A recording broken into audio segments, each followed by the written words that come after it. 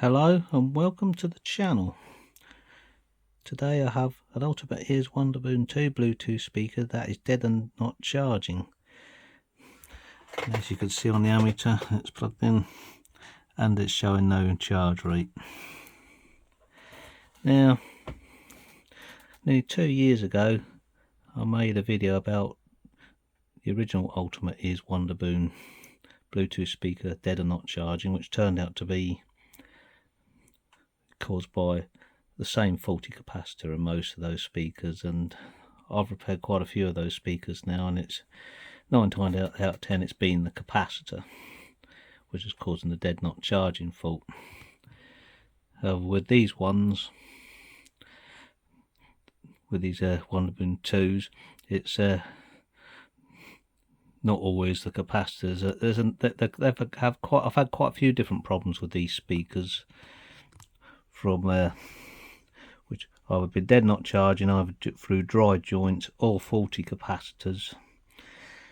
Now the construction of these speakers is actually a bit different. So when you take apart this is the board out the original Ultimate Ears Wonderboom speaker. It's a 2-board design, whereas in the Wonderboom 2 Bluetooth speaker it's just a single board design. Basically the components are mainly the same, but generally the fault patterns are not quite as predictable as what there was on the original Wonderboom. The construction is a bit different as well with these speakers. Even though the top comes off the same and the speaker grill comes off the same, you actually have to take the bottom base off the speaker to gain entry to inside the speaker, and then you sort of have to, once you've got the bottom off the battery and that comes out, and you have to unscrew the board which is still at the top there, and there's a little sub board at the bottom here which with USB socket on for this outdoor mode button here. So right, let's get this speaker opened up and see if we can get it working. Well, opening the speaker is basically the same. I use a knife, and I usually go in, carefully slide it in between the top cover and the grill, and pry downwards. And as I said, on this there's 5 lugs, and as I say, here's the top of the original Wonderboom speaker. There's only 4 lugs, but let's go say same difference. Let's go, once you've got the knife in, pried it, the top pops off quite easily. So I'm going to do that now, and I'll show you the next bit. Well, that's the lid and speaker grill off the top of the speaker, and there's the lugs that I was talking about. There's 5 of them on the Wonderboom 2, and there's the picture of the lugs there. Well, actually I'll tell you there's 6, but yeah, there's the lugs there. So that'll help you if you look at this, that'll help you see where to insert your knives, or I usually just slide the knife around to the next one very carefully, and the knife will usually find its way into where you need to pry. So now what needs to be done next, to get the bottom off the speaker, first you have to remove the actual speakers from either side, because there's a screw right at the bottom here on either side which you can't quite get to with the speakers in situation, and there's a screw under each of the passive radiators which you can get to easily, not a problem. Now you have to put, when you pry the speakers under the speakers, they are held in by adhesive gaskets, so you've got to be careful not to damage the gaskets, because it's very important that the speakers seal when they go back together, otherwise the speaker won't work properly, and it'll sound distorted. It won't be right on high bass notes and that, because the air will be getting in where it shouldn't be. So what I tend to do, so if the speakers aren't coming free quite easy, is just apply a bit of heat around the perimeter of each speaker to soften the adhesive, and careful prying when the speaker will come away, and the gasket will either come away with the speaker or stay on the casing. It just depends. But as I say, it's very important not to damage the gasket. It's important to take note of how the cables are positioned when you disassemble, because these cables inside, they do need to go down the center of the speaker, because you do not want them at the edges and touching the passive radiator, because if the wires touch the passive radiators, you get distorted sound too. Just bear that in mind when you're disassembling and reassembling the speaker. Bear in mind when you take out the screws that hold the base to the bottom of the speaker, that the 4 screws which hold it are longer than the 8 shorter screws which hold the speakers in, and you don't want to get them muddled up, because if you use these shorter screws by mistake to hold the base on, when you tighten them up you're going to end up stripping the threads in the base. So just take note that the 4 screws that go in the base are longer, and they need to go back in the base. Right, what you need to do next is carefully pull out the connectors to the PCB. Now there, it's a job show there, but right there there's a small connector which it goes to the volume up and down buttons, and that's held in with a good, and it's a job seat, I'm sorry about the lighting, but there it's held in by a good dollop of sealant to keep the plug in, which is overkill really, because the plug holds in fine without it. But when you pull it out, you do not want to be pulling just on the plug itself, because you'll end up ripping the socket off the circuit board and possibly ripping the pads, and then you have a much bigger job on your hands to reattach it and remake it good again. So what I tend to do is I was going to say, you can get some isopropyl alcohol and soak that adhesive. That tries to soften it, and also you could use a bit of heat or careful go around the outside with a scalpel or tweeze and pull the adhesive off before removing that connector. Very important. I've been there and done that, so I know, and I've had to repair it. Another thing to take note of is with this speaker, the speakers are plugged in with a connector, but they're not always. That's not always the case, and on some boards you will find you will get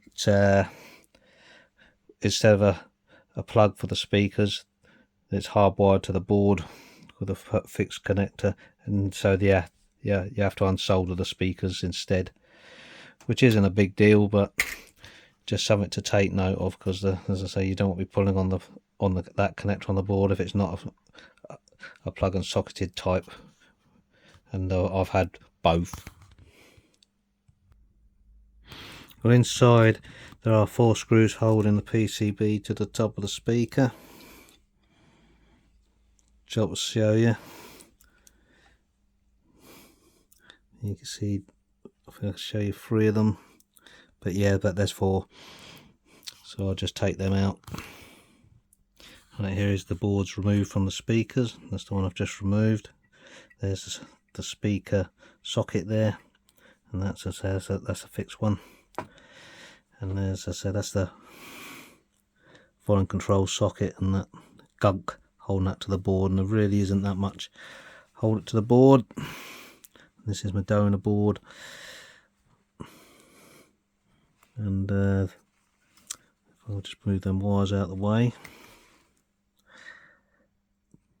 So this is one that has been repaired, which was ripped off the board. In fact, it was me that done it, and I repaired it, but then this board turned out to be scrap anyway, so I'm just using it for parts to fix other ones. But yeah, so now the next bit is to try and diagnose what's up with it. What I usually do next, I get a known good battery, because I've got a couple of them out of a couple of scrap Ultimate Ears Wonderboom Bluetooth speakers. They are exactly the same battery as what's in the Wonderboom 2 Bluetooth speakers, and one that's got charge in it, and connect it up to see if it will turn on, which it does. I'm not sure if I plugged in the speakers it will produce sound without any problem, and it's showing that it's charging, which is good.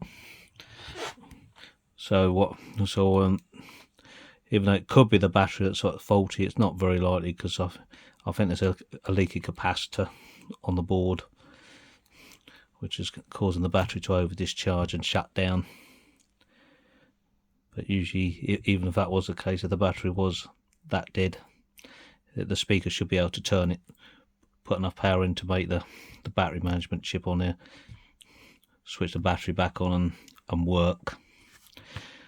But not everyone has got a spare battery, so if you've got bench power supply, I suppose you could just put 3.8 volts on the terminals.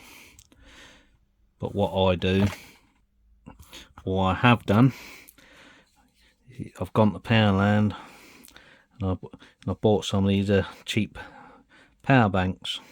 I think they were, at the time I made this video, they're £2 a piece or something like that. And they've got an 18650 battery on them. And I've took this out and I've shoved it across the output terminals on one of these batteries and plugged it in, and I've got my digital multimeter and monitor the battery voltage as it's charging. And so I have managed to charge these batteries up using one of these. But bear in mind that you do that at your own risk. I'm no expert. That is what I have done. And so just supervise the operation at all times and make sure that the battery isn't getting hot. But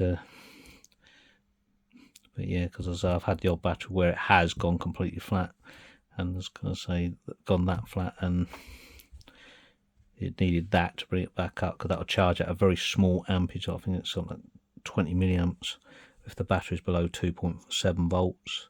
But once it gets above 2.7 volts, I think it'll start with charge at normal charging current, which is I think it's about 900 milliamps. Now I have done exactly that, using this USB power bank charger to charge the original battery. I just charged it for a couple of minutes, and the battery is still is low. If I just unplug the charger, let's turn on the speaker. Let's get it on. That should be flashing. That's flashing a red light, so there is charge, but it's not enough to turn the speaker on. But I can more or less guarantee if I leave this plugged in overnight, and come back in the morning, if this board was good, that will still be flashing a red light. It's very rarely it's the battery itself, but I would say if I come back in the morning, overnight, I haven't left it overnight, I was going to say that won't charge again, because there's a leakage on the board pulling the battery down. Right, this is the board under the microscope. Now it's very likely it'll be this capacitor here near the BQ chip. That's the BQ chip, the battery management and charging chip. And there's, as I say, it's probably very likely it's going to be that capacitor that's leaky there. It'll probably be measuring a few ohms if I test that. But sometimes I was going to say it could even, as I say, sometimes with no charging issues, I say reflowing this BGA chip here, this BQ chip, will get it to charge as well. That often had no charging caused by that being dry jointed. And this, as I say, this chip here It's what they call, sorry about this because I'm trying to point out on the microscopes. That chip there is called the boost converter chip, and that maintains the battery voltage at about nearly 5 volts. Which powers the speaker. So it boosts up from the 3.8 volts from the battery, which is nominal voltage. I mean, when it's fully charged, the battery is usually about 4.1, but it'll run down to say 3.8, I think it is. Or I think the battery is it, or they run down about 3. But yeah, but that boosts the voltage up to, so you get more hours out the speaker for the battery. Now, I've had that become dry joints on that for no boost voltage, and you'll be able to tell that because you don't go on the board. Right, there's two that you're going to say I've measured. I was going to say I've had, where are we? Then 2 capacitors there. I've known one of them to become leaky and cause issues. But so if you measure across them, so that's when you'll find out the boost converter's working. As I say, should have should have nearly 5 volts across them. If it's not working, it's like very likely that because the boost converter's not working, and you need to. I'll say it's worth checking these capacitors here. So that's what I'm going to be doing next. This is in fact a couple of days later, and sure enough the speaker is not powering up. No charge, LED. Look on the ammeter, no charge current. So now I'm going to measure across the capacitors, the BQ chip, and see if there is a leaky capacitor there. Right, okay. So now I'm going to measure across this capacitor here. This side is going to ground, and that's 0.1. So yeah, it says 0 test for this. That's fine. But this side looks like this capacitor is leaky. That's reading. Let's try and get on there properly.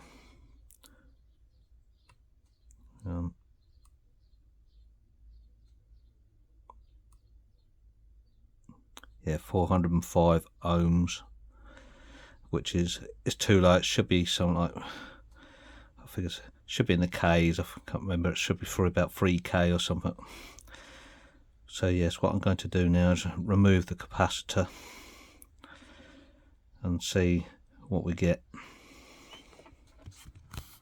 Right, I've now removed the capacitor, and if we go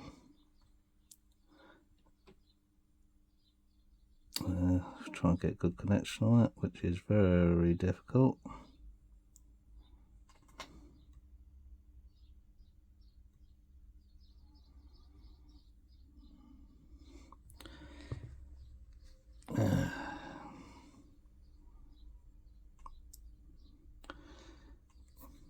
Let's try to get a good connection on it.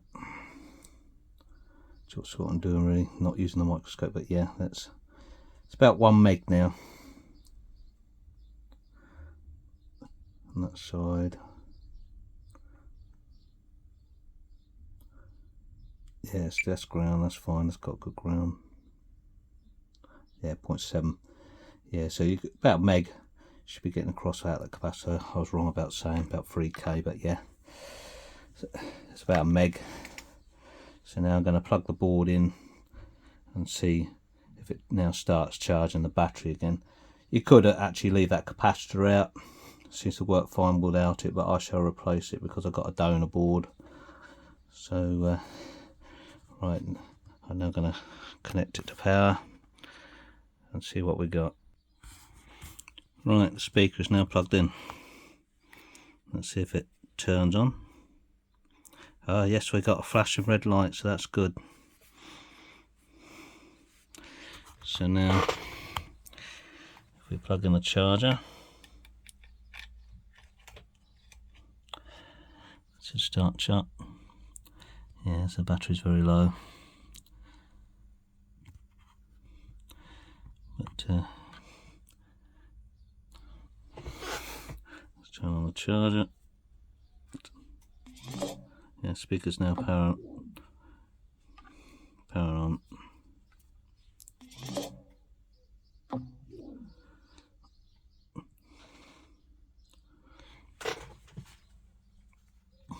But it got a very low. Let's try plugging in the charger again actually.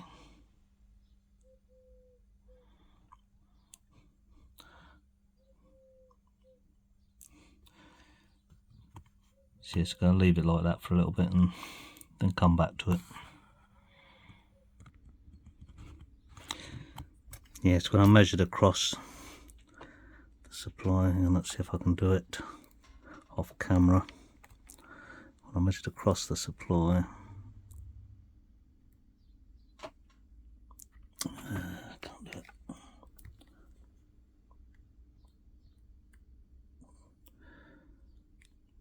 Yes, it's now, it was showing about 2.8 volts, so that was what I say, charge at 30 milliamps, but now it's at 3.3. Normal charging current over here.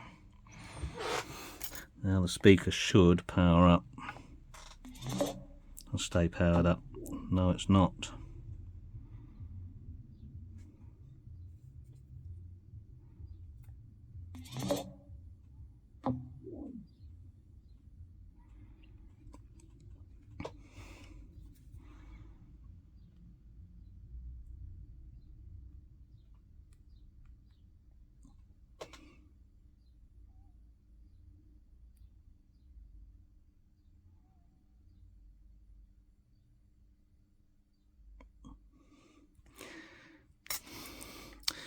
Very interesting, we still have an issue. It's now still powering up. So yeah, there probably was I wasn't given enough chance to charge up.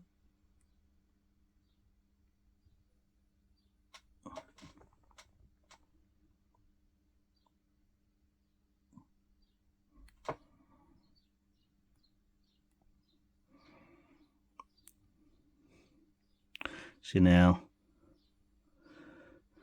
I think the boost converter is working. It's actually showing 4.8 volts.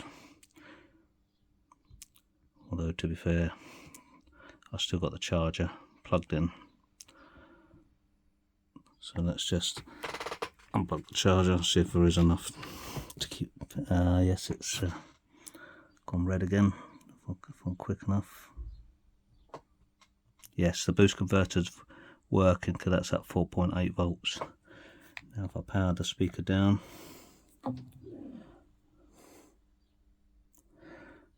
I'll just try and get on there. Very difficult to do because I haven't got a tripod or anything. What's it showing? Yeah, yeah, it's dropping down now. The battery voltage is dropping to whatever the rest voltage is. The battery is very low, but the boost converter appears to be working when the. So if we turn the speaker on, no, there's not enough there to power the speaker up. So I'm going to come back to this. I'm going to replace the capacitor and come back to this and put some charge in, and I'll show you that the boost converter is working. Right, the new capacitor, well, the new old capacitor from the donor board has been installed. Ideally, I like to put a new one in, but only having donor board and no circuit diagram, I don't know what the value of the original capacitor was.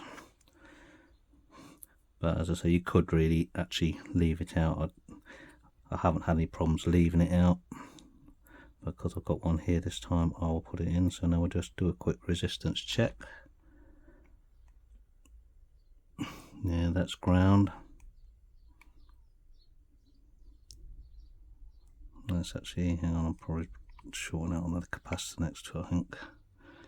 It's actually showing 3K, but the board's not fully cooled down.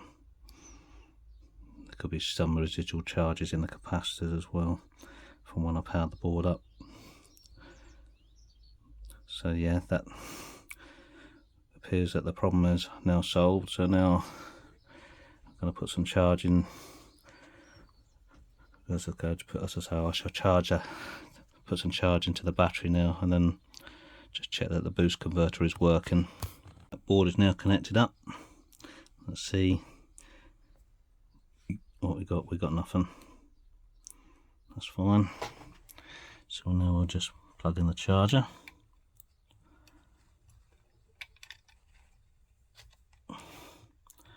There we are. That's started to charge. We should have a charge indicator on here. So I'll come back when it's had 5 minutes of charge and we'll test out the boost converter, just check that's working. Right, had a few minutes to charge. Now measure across the capacitor. Got 3.6 volts there. That's battery voltage. So right, so now we'll unplug the charger. It's not charging.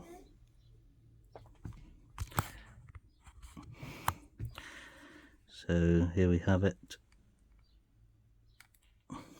Let's get on here. 3.4 volts, right. Let's power on the speaker. Showing red light, the battery's low.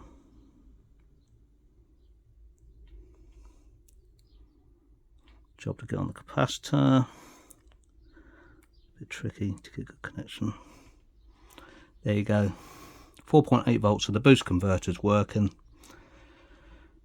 So all that remains to be done now is to reassemble the speaker and test. I've already tested the Bluetooth, that works fine. But I think worthy of note, if you have Bluetooth issues like stop starting or no Bluetooth connectivity, reflowing this chip will restore the Bluetooth. And also if you've got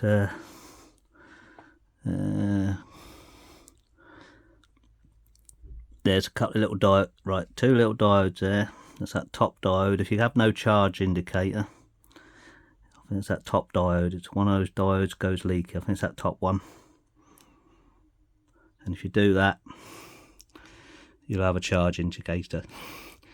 Anyway, I'll come back to this video once it's all reassembled. Here is the speaker fully assembled. All that needs to be done now is to test it. At the moment the battery is completely discharged, red light flashing, so it won't power on. So now we will plug in the charger.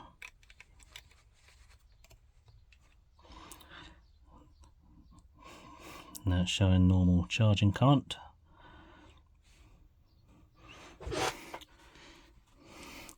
Got white charging light, flashing lights, which is good. It's connected to Bluetooth.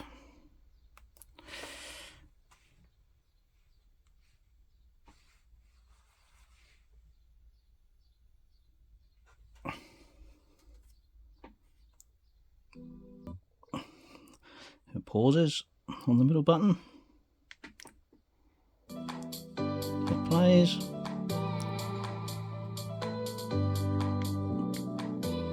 Pauses. That's the pairing Bluetooth button, works alright.